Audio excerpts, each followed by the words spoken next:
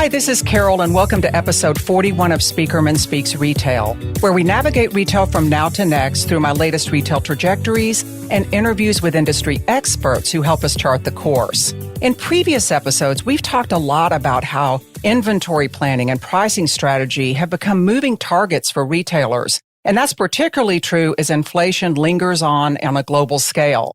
Retailers have access to more data from more sources than ever before, but making sense of that data and making good decisions from it has never been more challenging. My guest, Hélène Clary, is VP of Business Development for ClicData. ClicData is an end-to-end data platform that enables thousands of businesses to track performance and accelerate growth through powerful analytics. Helene has over 20 years of international business development experience. She's driven content marketing, customer engagement, and affiliate program strategy for leading healthcare, technology, and retail clients. She's here today to help us make sense of some of this confusion, and I'm really looking forward to getting her insights on how retailers can not just get out from under these inventory pileups and extreme discounting, but actually get ahead of it.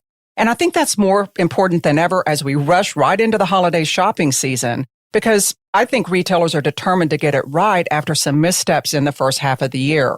So welcome, Hélène. It's great to have you here today to talk about how to get things back on track. Thank you so much, Carol. I'm very happy to be here with you today. And let's examine together how an efficient data-driven approach can maybe help with some of the challenges in forecasting that you just related to.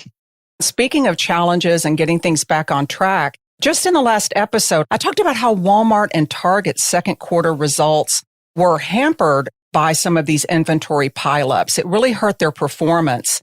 And these are big retailers with access to all kinds of data. So what do you think went wrong, Hélène? Our retail customers, they often tell us how they're struggling to relate number of orders with product inventory and supplies. They actually find it quite challenging to impact stock level forecasts with sales projections, especially when they're changing over time.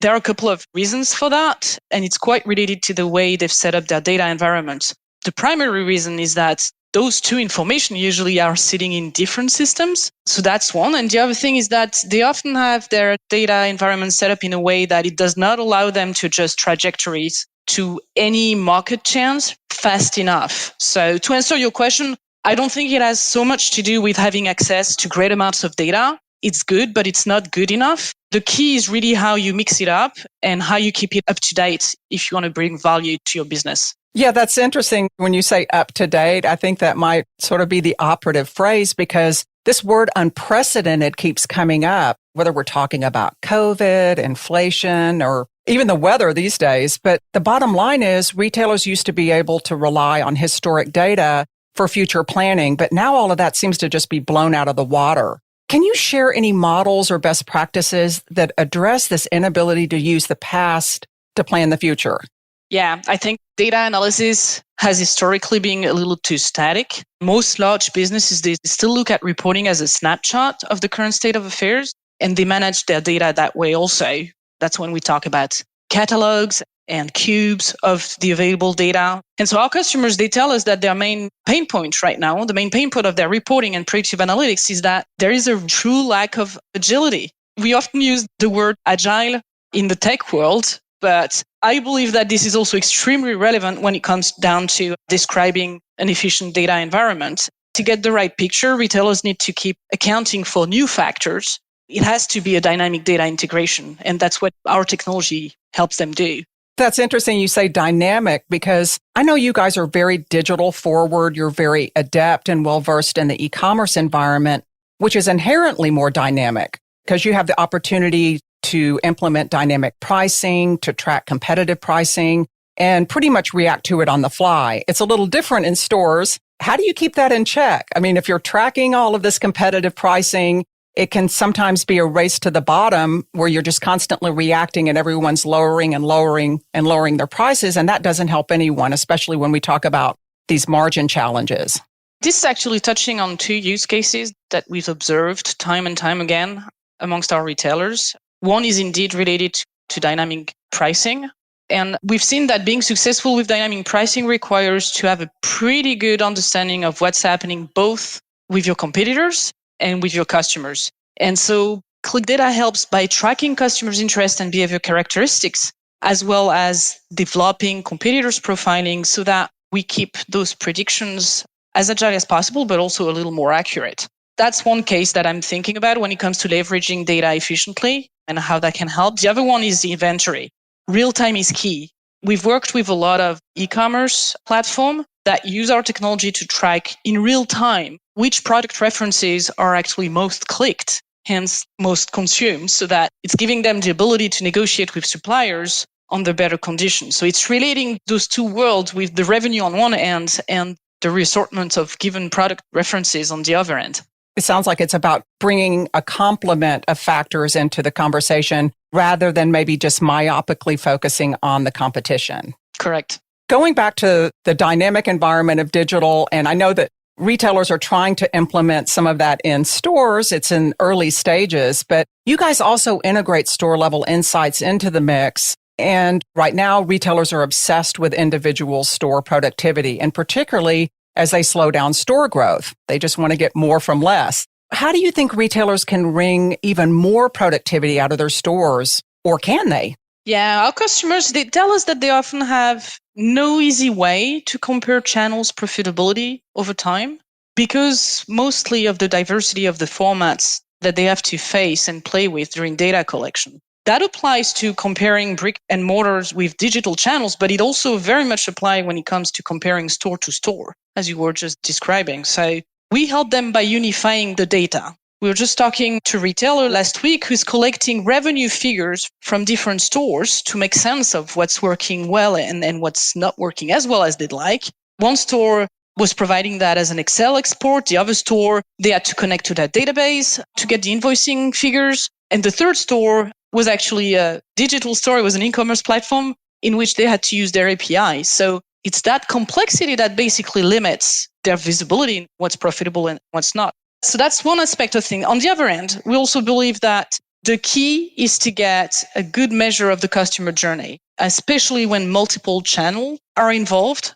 Sometimes the store is just a step in the customer process. They have to go to the store just to look at the material and manipulate the product. And so even though the purchase is not by definition happening at the store is definitely contributing to the overall customer journey. This is also something that we help measuring in terms of what are the key touch points. When we consider the overall revenue generation, we don't forget some of those key steps. Well, it sounds like, too, when you were first talking about Excel spreadsheets and all of these different ways that retailers work, are you guys able to work with that whole spectrum of sophistication or lack of sophistication from sort of manual reporting all the way to having their own internal systems that are maybe more robust? Our technology is allowing for connection to over 250 different formats of data. So whatever the data is, we always have a way of integrating it into the mix. And it's not an empty marketing promise. I mean, this is really the heart of our product development. And so retailers come to us with that confidence that our technology will allow them to account for all of their distribution channels, the one they have today and the one they'll have tomorrow.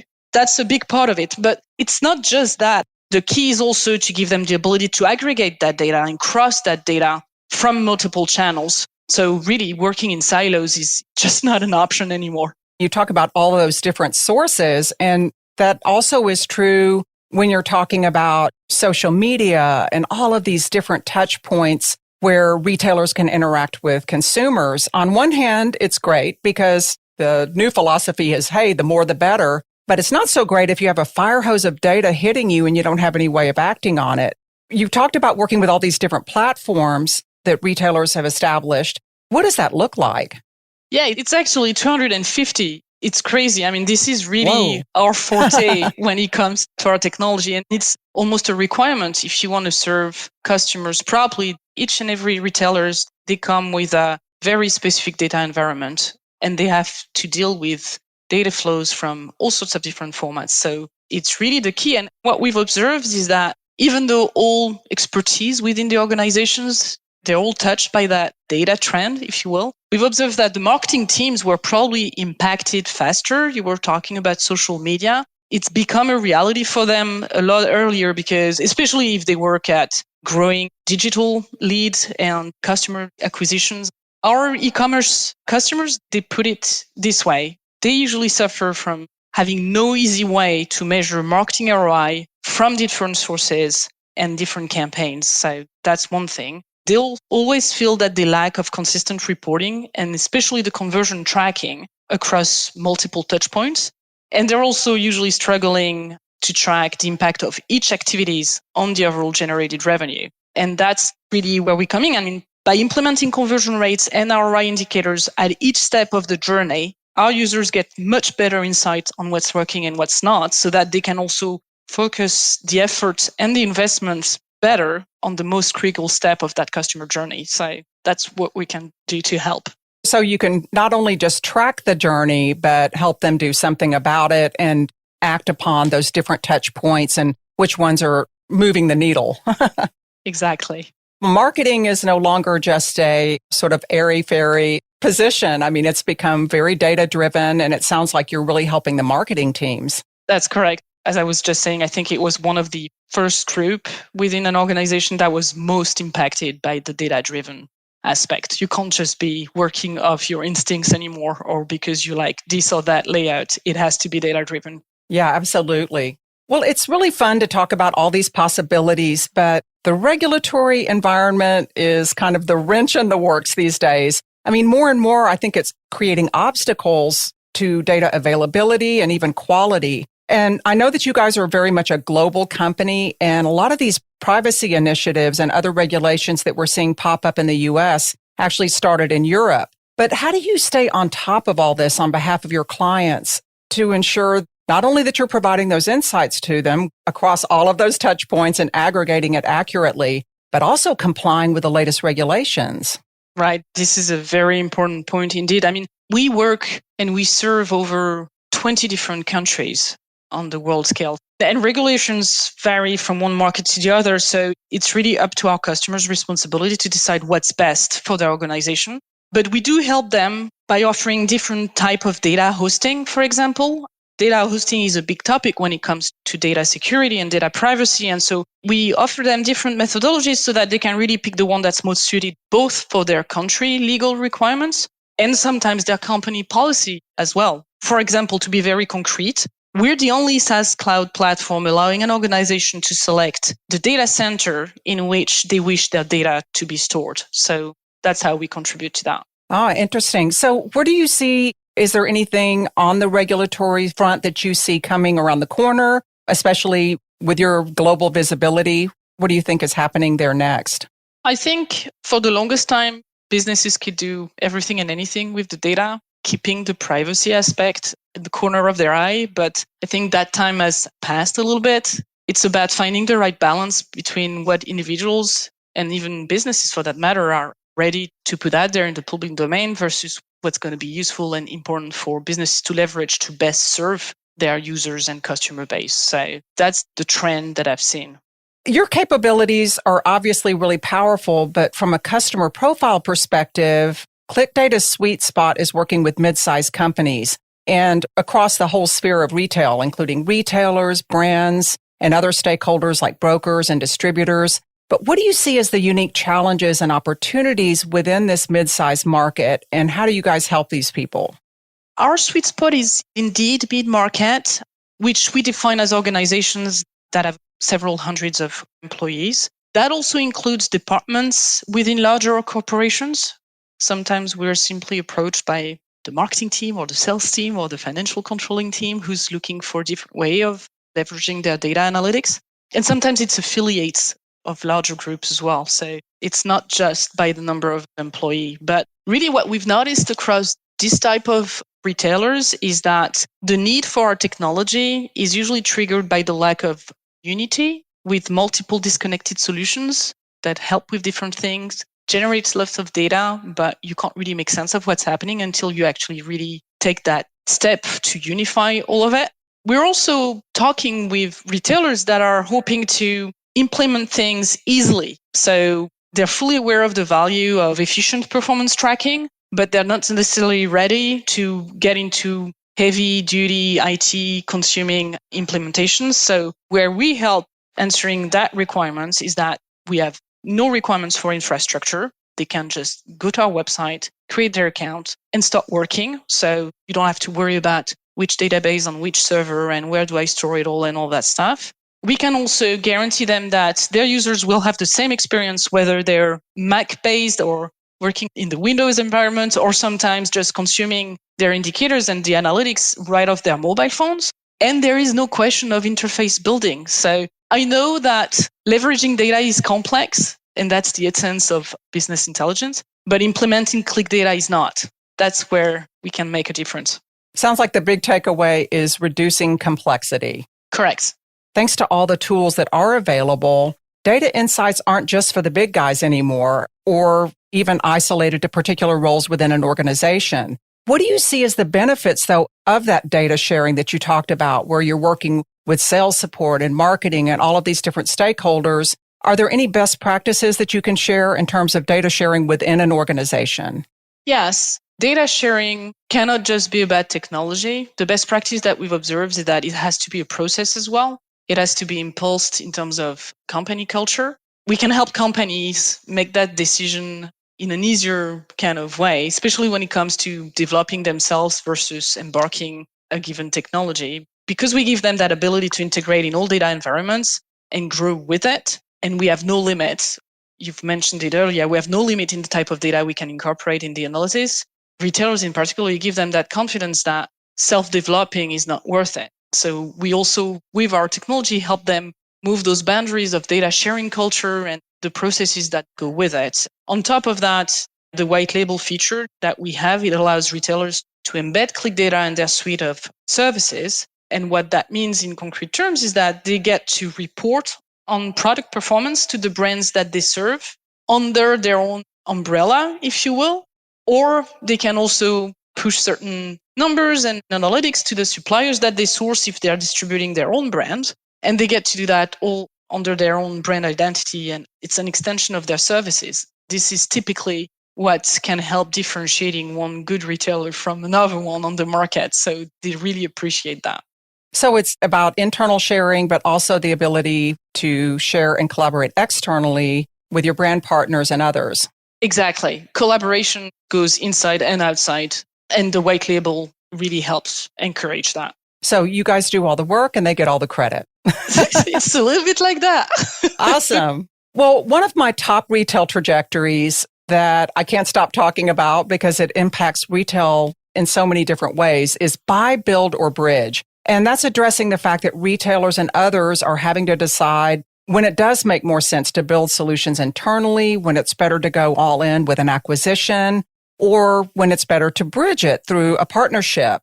Now, for the last few years, there's been a lot of acquisition activity, but lately, I'm seeing a big uptick on the bridge side of things, where retailers are more open to partnerships and acknowledging they can't do everything themselves. What are the criteria for effective partnerships, Hélène? Are there any mistakes that you see companies making here? I think data can be a nice bridge and some sort of a solid foundation to those partnerships. The prerequisite for that, though, is that data from one organization can mix well with data from another organization.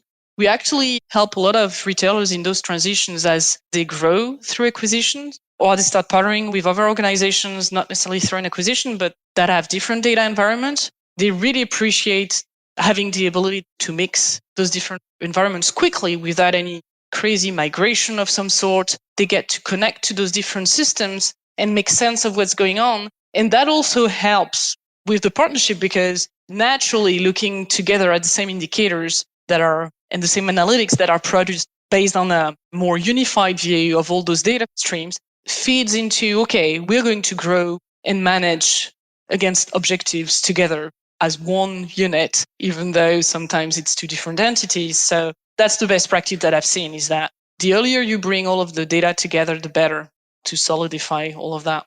That's interesting. I didn't think of it that way, that all of that acquisition activity, once again, adds complexity. Those bridge partnerships with companies like ClicData enable them to streamline their businesses, I guess, once they have made these acquisitions and they have all of these moving parts. That's exactly like that. Indeed. That probably is why there has been an uptick in partnerships, because the acquisitions are adding complexity, and then they need third parties to come in and help them unify all of that and get everybody on the same page. We were talking about factors that retailers need to be accounting for so that their predictions are more specific. Building those bridges is one of the factors. Sometimes they deal with complexities on an entity level, and that needs to be resolved the same way as when they grab data from different formats, from different channels. It's the same situation indeed. Absolutely. Well, I end every interview with one question that I'll pose to you to answer any way you like, Helene. What's next? It's a great open question. I like it. We've talked a lot about efficiency and data-driven management, and our customers can certainly count on us to keep innovating and make their life easier in implementing their data-driven initiatives. Looking at the future, machine learning is going to be a big part of that projection, and mostly because it will help accelerate best practices across the industry, for example, by suggesting the right things to measure and the right analytics upon a given type of data or business model. So I find that the conclusion is also the right time for me to talk about transparency and how ClicData is helping businesses and retailers in particular to provide all of their stakeholders with a clear, sometimes more truthful status of their product sourcing and their overall impact while creating and distributing the product and services they do.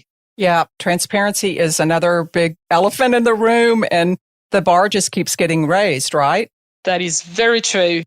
Thank you so much for joining me today, Helene, to talk about all of these challenges and opportunities really within the data world. And I know it's going to be a really exciting and perhaps unpredictable rest of the year in retail. I'd love to have you back to just talk about how it all shapes up. So thank you again for being here today. Let's keep tracking these trends and data. Thank you very much for having me, Carol. It was a pleasure. So to learn more about the great work that Helene and her team are doing, visit ClickData.com. That's CLICdata.com. And you can also follow their YouTube channel, LinkedIn profile, and they are also on Twitter. And I'll include all that information in the show notes, so be sure to check it out. On that note, we'll wrap up this episode of Speakerman Speaks Retail. In future episodes, I'll be talking with more experts about where retail's going next, and we'll keep on tracking those retail trajectories. So I hope you'll continue to listen in every other Tuesday. And in the meantime, you can follow me on Twitter. I'm Retail Expert, XPERT, and you can check out my media updates and speaking gigs at speakermanretail.com. Thanks so much for tuning in, and see you next time.